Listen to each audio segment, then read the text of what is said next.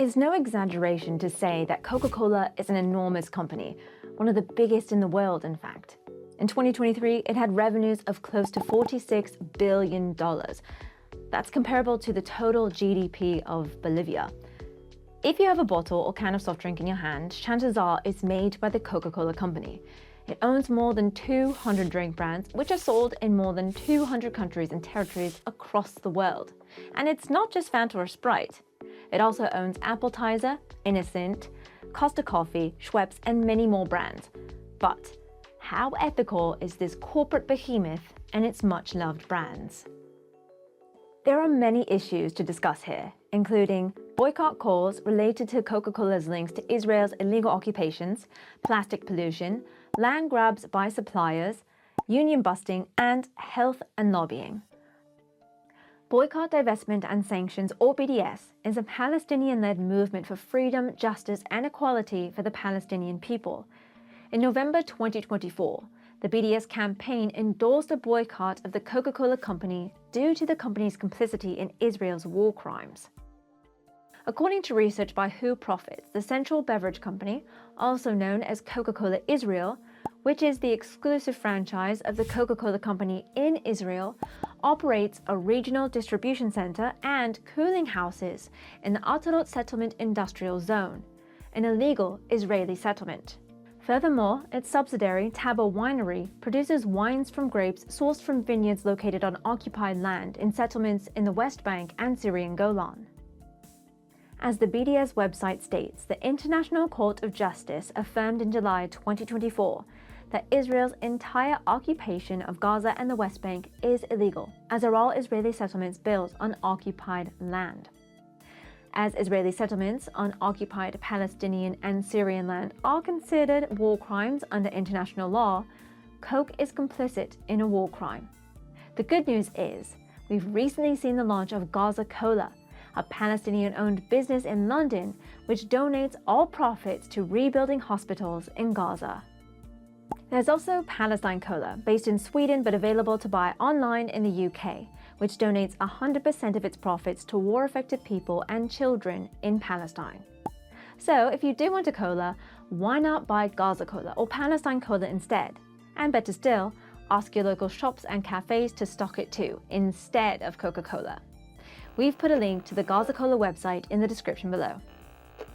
The harms of plastic are now fairly well known. It's harmful to humans, the ecosystem, and it's fundamentally linked to the fossil fuel sector. Now, which company do you think is the worst plastic polluter in the world? Yep, it's Coca-Cola. Since 2018, the Break Free from Plastic campaign has conducted an annual audit to see which brands are most responsible for plastic pollution. For the 6th year in a row, Coca-Cola was found to be the worst polluter, and by some margin. The company sells more than 100 billion single-use plastic bottles each year, with many ending up in landfills and the ocean. The industry argues that the responsibility is on the individual, and of course, the individual does have some responsibility to dispose of their waste properly. But it is the companies themselves that choose to produce products in single-use plastic packaging, knowing full well the harm that this type of packaging causes. It's vital that they move away from single-use plastics as soon as possible. We've put a link to the Break Free from Plastic website in the description below, where you can see the report and its recommendations in full. And don't forget, if you find our videos useful in helping you make ethical decisions about what you buy, like this video, share it with others, and subscribe to our channel. Producing so many sugary drinks means that Coca-Cola uses a lot of sugar. But sourcing this sugar has come at the detriment of people. One of Coca-Cola's suppliers is Thai sugar giant Meatporn. In 2008, the company secured a legally dubious large-scale land concession from the Cambodian government, which displaced more than 2,000 families in 26 villages. Since then, these communities have been fighting for justice, and the case has been taken to the Thai courts. A coalition working to address human rights abuses by sugar producers in Cambodia wrote to Coca-Cola in November 2013 to urge it to implement its pledge of zero tolerance for land grabbing in its supply chain. While Coca-Cola took some initial steps to investigate the allegations and engage with MIT-Pon on the concerns, it never made its findings public, and it failed to use its leverage to compel the company to provide redress to the victims in Cambodia. For more on this story, see the Inclusive Development website.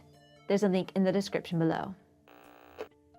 The IUF, which is the International Federation of Trade Unions representing workers across a range of sectors, has criticized human rights violations by the Coca-Cola Company in Haiti, Ireland, and the Philippines. The union alleges that the Coca-Cola Company has repeatedly attacked union leaders and not upheld the right of workers to collectively organize.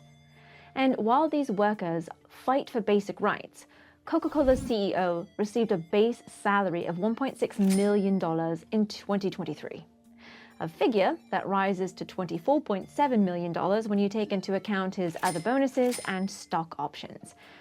But as capitalism is a meritocratic system, it's only fair he gets all that money. Coca-Cola and many of the company's other brands are high in sugar and are considered ultra-processed foods, both of which are increasingly seen as harmful to human health. For example, a study published in the British Medical Journal consisting over 100,000 participants concluded that the consumption of sugary drinks was positively associated with the risk of overall cancer and breast cancer. To combat the growing evidence that links high levels of sugar consumption to cancer and other health issues, the Coca-Cola Company has put in a lot of money into funding alternative viewpoints, notably those that play down the risks of consuming sugary drinks. A study that looked critically at Coca-Cola's research funding found that between 2008 and 2016, the Coca-Cola Company funded 389 studies, published in 169 journals, involving more than 1,000 authors. Why does this matter?